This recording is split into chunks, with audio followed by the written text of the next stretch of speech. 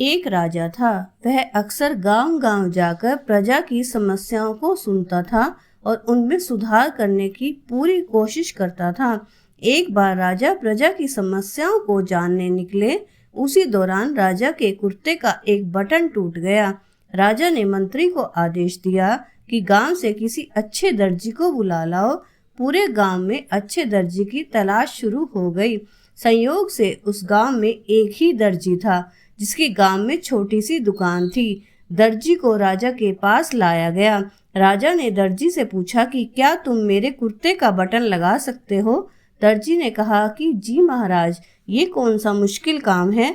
दर्जी ने तुरंत अपने थैले से धागा निकाला और राजा के कुर्ते का बटन लगा दिया। राजा ने खुश होकर दर्जी से कहा कि तुम्हें इस काम के कितने पैसे दूं?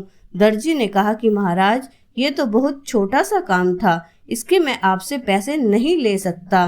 राजा ने कहा कि मांगो तो सही, हम तुम्हें इस काम की कीमत जरूर देंगे।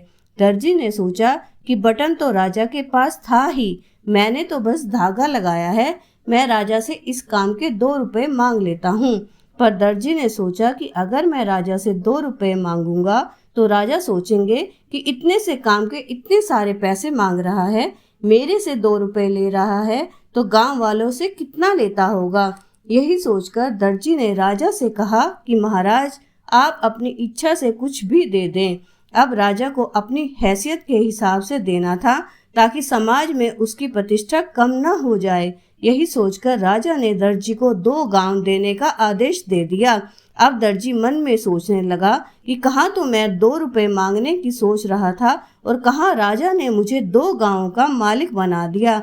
इसलिए कहा गया है, बिन मांगे मोती मिले, मांगे मिले ना भीख। जय श्री राम। राम राम जी।